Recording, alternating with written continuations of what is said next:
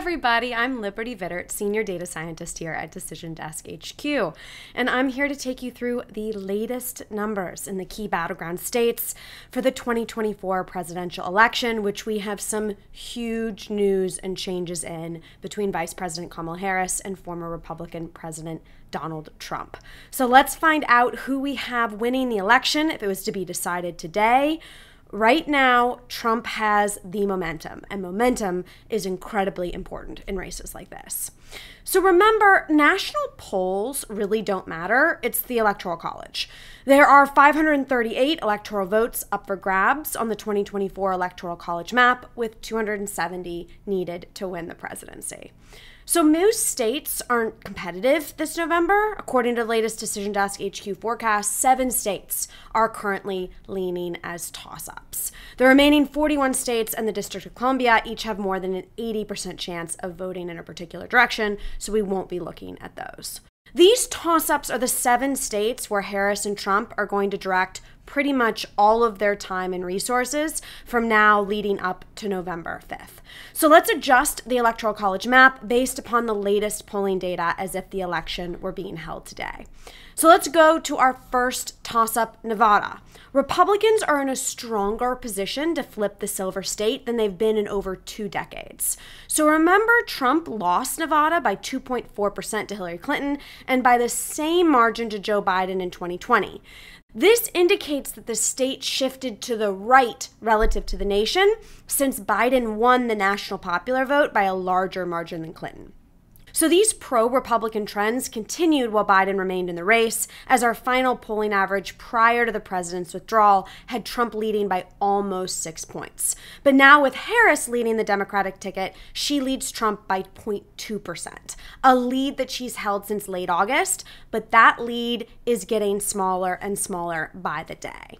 But you have to give it to the Democrats. It's a pretty remarkable turnaround considering that Biden trailed Trump by almost 6 points prior to dropping out of the race. But based upon these polls showing Harris narrowly in front, we'll shift Nevada into the lean Democrat category on our Electoral College map. So southeast in Nevada lies Arizona, the second closest contest in the 2020 election. Biden narrowly carried the Grand Canyon state by 0.3% with a raw vote margin of less than 11,000 votes. So when people talk about the 2020 election being won by only thousands of votes, this is one of the states that they mean. And this has marked only the second time Arizona had voted Democrat at the presidential level since 1952. So our latest polling average here has Trump leading Harris by 1.5%. So returning to our Electoral College map, Arizona goes in the lean Republican category. Moving to the southeast in Georgia, the closest state in the 2020 election, Biden became the first Democrat to carry the Peach State since Bill Clinton in 1992, winning by 0.2%, about 12,000 votes.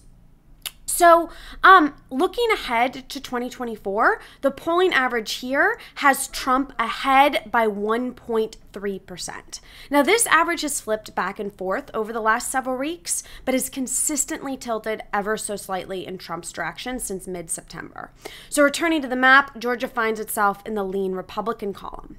We have 4 toss-ups left, so let's go to North Carolina, a reliably Republican-leaning state over the last decade or so. The Tar Heel state has voted Republican in every federal election since 2008. That is for president and the U.S. Senate.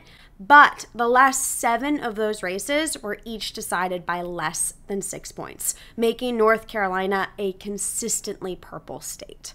So here in 2024, it represents the Harris campaign's only real pickup opportunity on the electoral map because she's on defense pretty much everywhere else. The latest average, though, has Trump ahead by 1.4%. So let's move up and across to the Rust Belt now, a trio that has voted in tandem with one another in 8 of the last 9 presidential elections, backing Democrats in all but one of those cycles. So in 2016, Trump narrowly defeated Hillary Clinton in Pennsylvania, Michigan, and Wisconsin. But then in 2020, Biden won back that trio for the Democrats by 1.2%, 2.8%, and 0.6% respectively. Now, it is really important to remember that if Clinton had won these 3 states in 2016, she would have been president and Trump would have never taken office.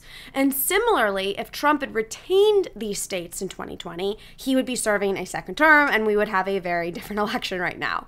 So these states are crucial again this November, as the Democratic Party will likely need to sweep all 3 to reach 270 electoral votes.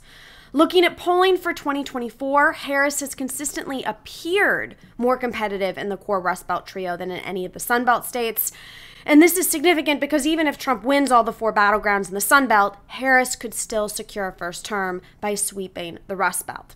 However, according to the latest averages in Wisconsin, Trump leads Harris. This is a huge flip. Now, it's only by a little bit, it's 0.4%, but this is a huge swing as Harris is led by more than 3 to 4 points throughout August and into September.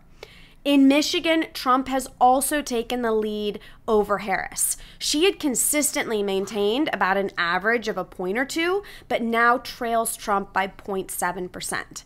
And this is really significant because Michigan is generally considered the bluest of the core Rust Belt trio, having voted for Biden by 2.8% in 2020.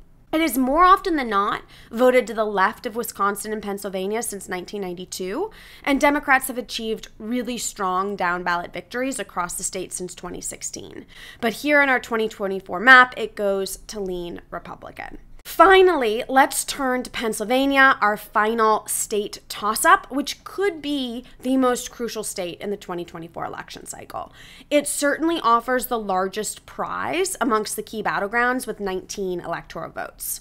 So Trump won Pennsylvania by 0.7% in 2016, but Biden reclaimed it for the Democrats with a 1.2% victory in 2020. So right now, here in 2024, Harris maintains a very small margin of 0.3%.